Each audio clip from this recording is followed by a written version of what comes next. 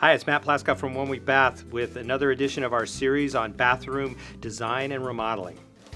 It's another edition of Soak It Up with Matt Plaskoff, bathroom design and remodeling.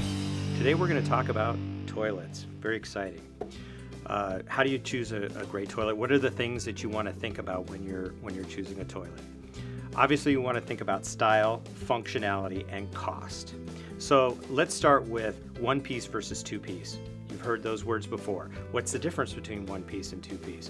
The difference between a one-piece toilet and a two-piece toilet is exactly that. The two-piece toilet is a separate tank and a separate bowl, so there's a connection between the tank and the bowl. What's better? Well, the reality is we haven't really had too much cause for the tank and the bowl connection to leak. That would be the biggest argument against a two-piece toilet.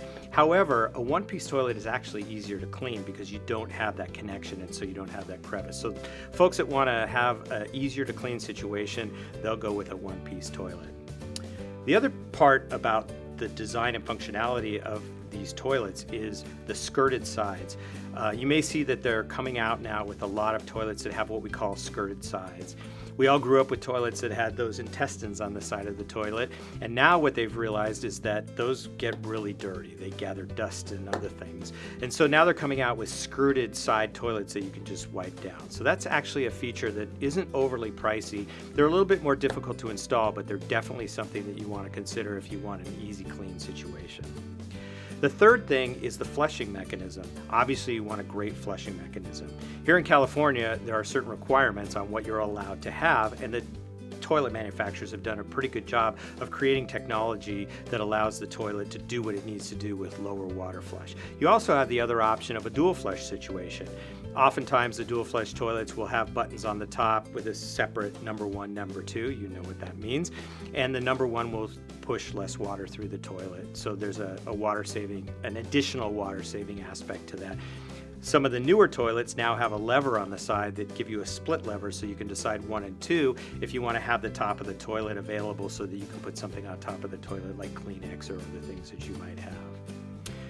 The fourth thing is round front versus elongated. You've heard these words. Do I need an elongated toilet or a round front toilet?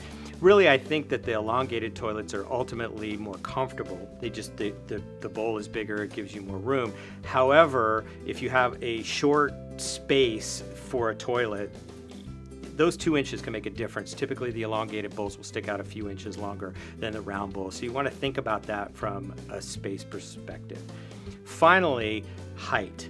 So you've heard the talk about comfort height toilets, universal height toilets. Typically when you get older, your knees aren't going to be as strong. Oftentimes people will opt for a comfort height toilet, which is going to typically be about 1.5 inches or so higher than a standard height toilet.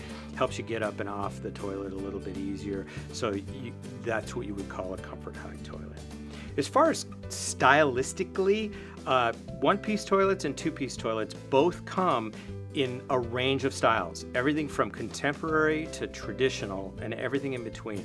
So that really doesn't drive things much. So if your toilet's going to be out in the open and you want something that matches what your design is going to be for the bathroom, then you want to consider stylistically what that toilet is. If it's in a separate room and nobody's going to see it, you might not care as much about it. From a price point perspective, they range all over the place. Typically, the one-piece toilets on average are going to be a little bit more expensive than the two-piece toilets. However, I have seen some fancy two-piece toilets that are extremely expensive. So you want to take a look at, what's driving you. Is it style? Is it function? Is it price? What's driving you? So there you have it, everything you ever wanted to know about toilets. Please check out our additional videos on YouTube, on our website, and follow us on social media. And thanks for listening.